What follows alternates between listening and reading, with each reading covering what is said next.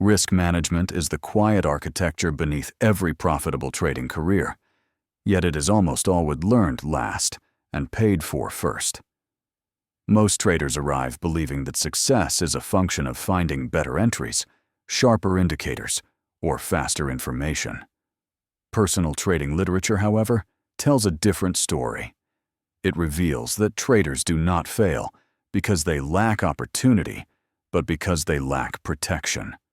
Risk is not a side topic in trading. It is the topic. Everything else exists downstream from how risk is understood, defined, and respected. And until this truth settles in emotionally rather than intellectually progress, remains fragile. The first risk management strategy every trader must know is that risk begins before the trade, not after it. Many beginners believe risk management means placing a stop loss, yet stops placed without intention are merely decorations. True risk management starts with deciding how much you are willing to lose before you even consider how much you might gain. This shift changes the psychology of trading completely. When risk is predefined, fear loses its power to improvise. The trade becomes a structured experiment rather than a personal judgment, and losses become expected outcomes rather than emotional shocks. Position sizing is the practical expression of this philosophy. Trading literature repeatedly emphasizes that no setup, no matter how attractive, deserves outsized risk. Professional traders think in percentages, not absolutes. They understand that survival is the primary objective, because without survival, no edge can compound. By risking only a small, consistent portion of capital on each trade, traders protect themselves from the inevitable streaks of losses that probability guarantees. This restraint is not pessimism, it is realism. It acknowledges that uncertainty is permanent, and that longevity is the real edge. Another foundational strategy is the principle of asymmetric risk. A good trade is not defined by how often it wins, but by how it behaves when it wins versus when it loses. High-quality risk management seeks situations where losses are small and controlled, while gains have room to expand. This asymmetry allows traders to be wrong frequently without catastrophic damage.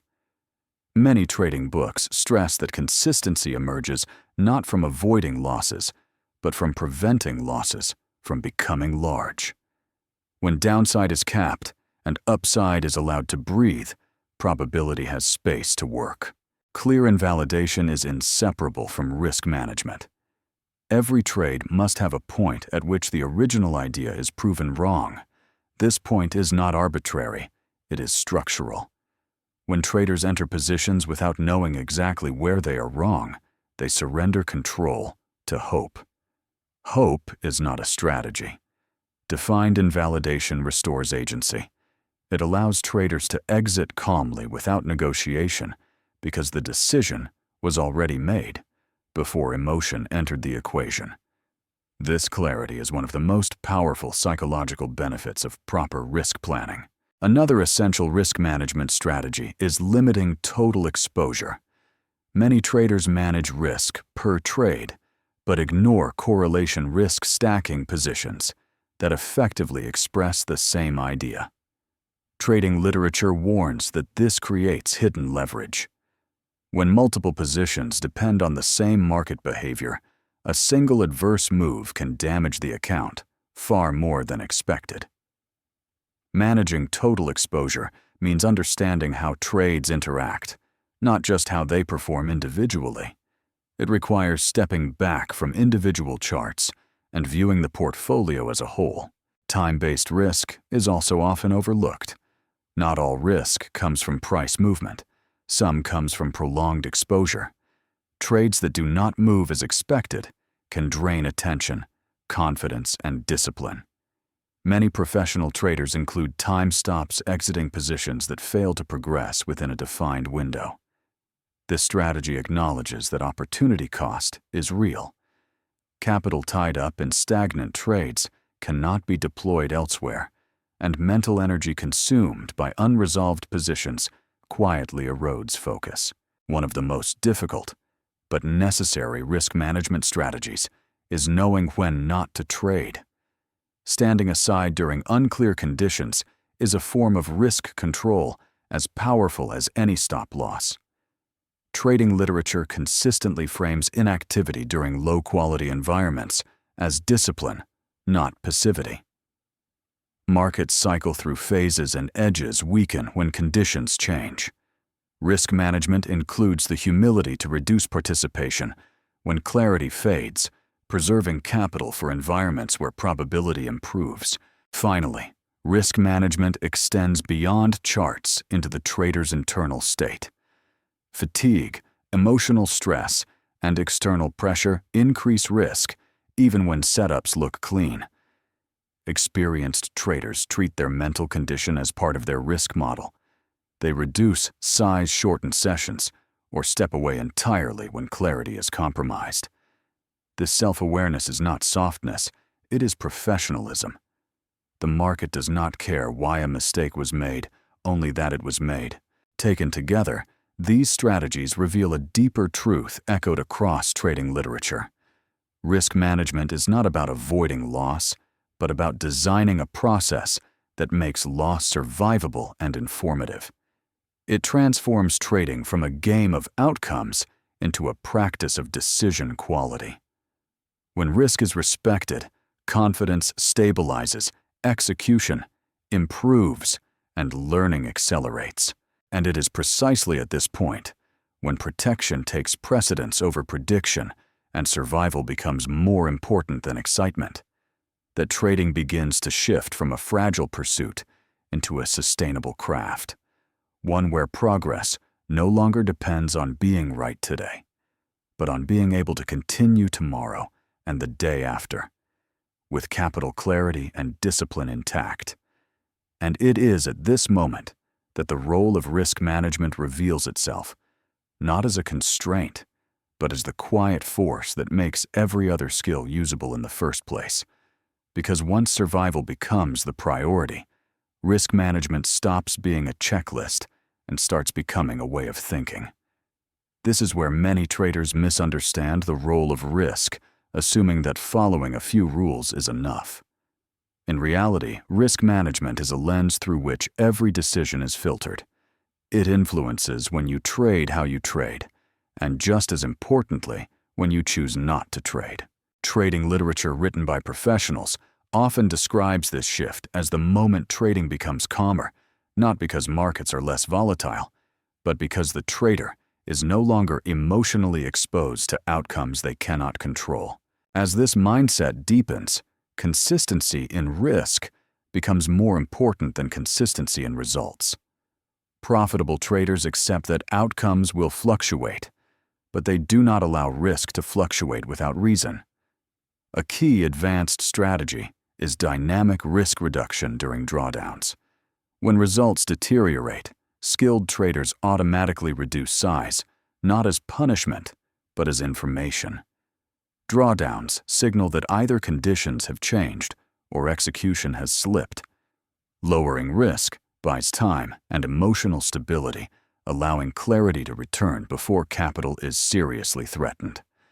This adaptability is a hallmark of long-term survival. Another layer of mature risk management is understanding variance.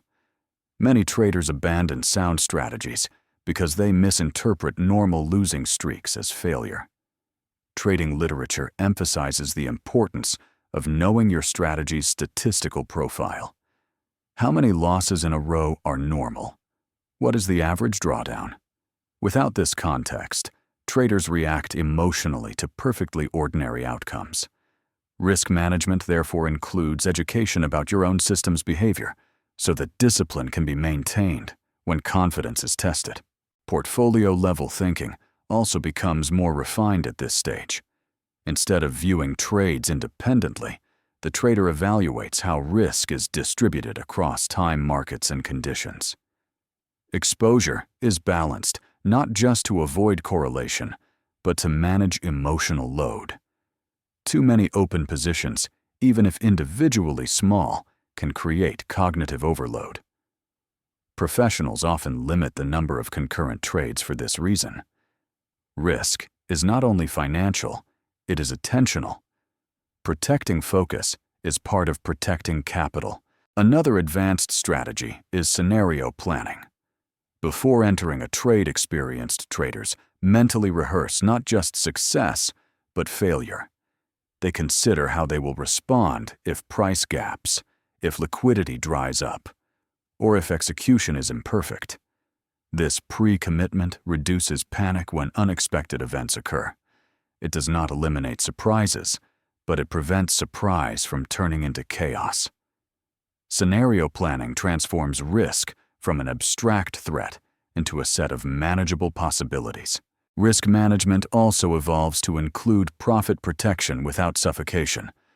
Many traders manage losses well, but sabotage gains through premature exits driven by fear.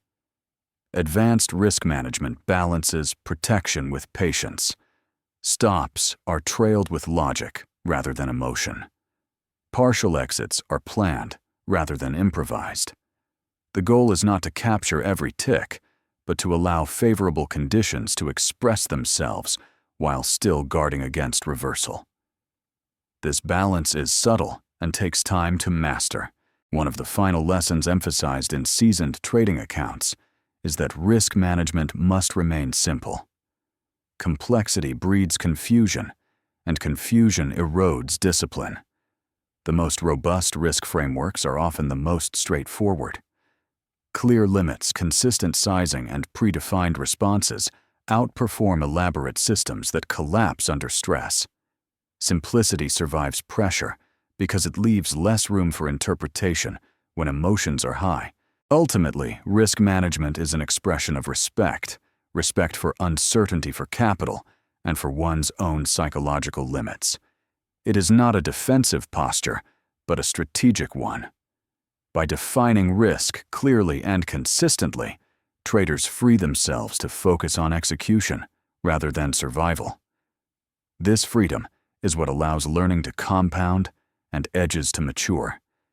And it is here, at this intersection of humility and structure, that trading ceases to feel like a battle against the market and begins to feel like a disciplined practice, one where loss is no longer feared but understood, where uncertainty is no longer resisted but managed, and where progress is measured, not by how much is gained in a single trade, but by how well capital and clarity are preserved across hundreds of them, because only then does time, the most powerful force in trading, finally begin to work in the trader's favor. If this deeper look at risk management reshaped how you think about protection and longevity, consider subscribing for more reflections on the foundations of consistent trading, and leave a comment sharing which risk rule has saved you the most pain so far.